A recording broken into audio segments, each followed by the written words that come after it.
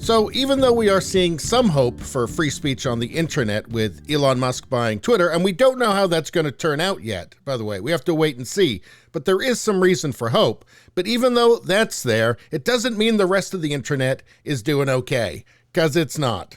Here we have another suspension for Steven Crowder, Louder with Crowder, and this is, of course, for the crime of being popular and conservative. And this is on louderwithcrowder.com. YouTube suspended Louder with Crowder for our episode about Elon Musk's Twitter takeover.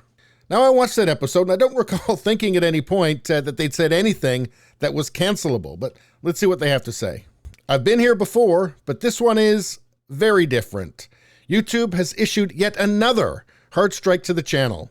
No specifics have been provided, but they claim that our segment on Elon Musk's Twitter takeover is a violation of their deliberately opaque guidelines. Why is this one more severe than the others? Well, it's our second strike in 90 days. 3 strikes means permanent removal. And this is a 3-week strike as well, so they are suspended for 3 weeks, no uploading onto YouTube. I personally will be watching them on Rumble. There's a Rumble app on my Roku, and I just watch it on my TV. But here's the letter they got from YouTube. Our team has reviewed your content, and unfortunately, we think it violates our harassment, threats, and cyberbullying policy. We've removed the following content from YouTube. Elon Musk visits Twitter HQ, and libs go into full meltdown. We know that this might be disappointing, but it's important to us that YouTube is a safe place for all. Again, I watched that episode, and there was nothing unsafe about it. I mean, anybody who watched that and didn't feel safe is mentally ill. But anyway, if content breaks our rules, we remove it. If you think we've made a mistake, you can appeal and we'll take another look. Yeah, good luck with that. Anyway, they continue. Do you remember the reason for our last strike? It was due to none other than Carrie Lake, pointing to election-related issues for a primary in which she won. Look, we're going into another election season. One where, if the scales of media were balanced, conservative Republicans would win in a landslide. They can't have that.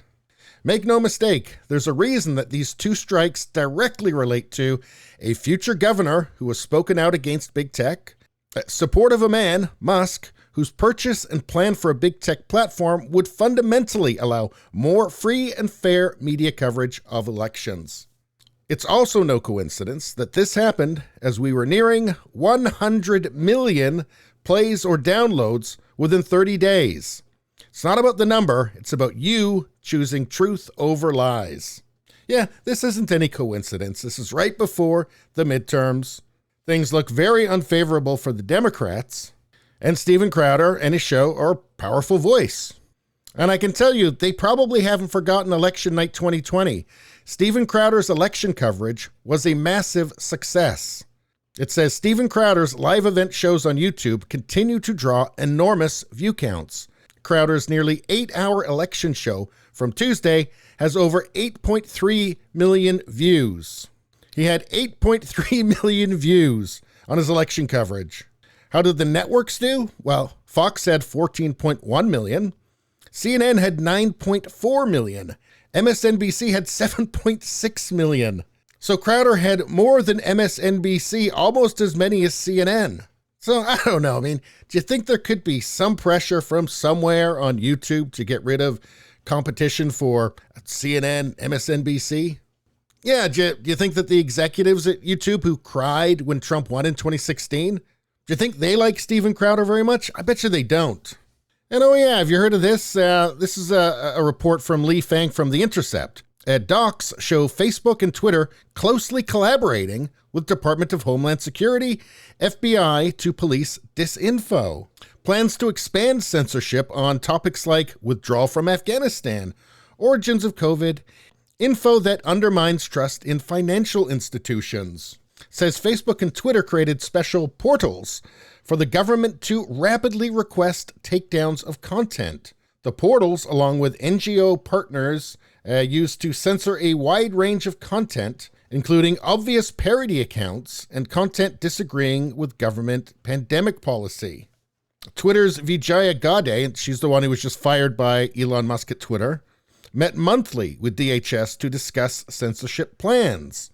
A Microsoft exec texted DHS, platforms have got to get comfortable with government. So the government has been coordinating with social media, which is unconstitutional, it's supposed to be illegal.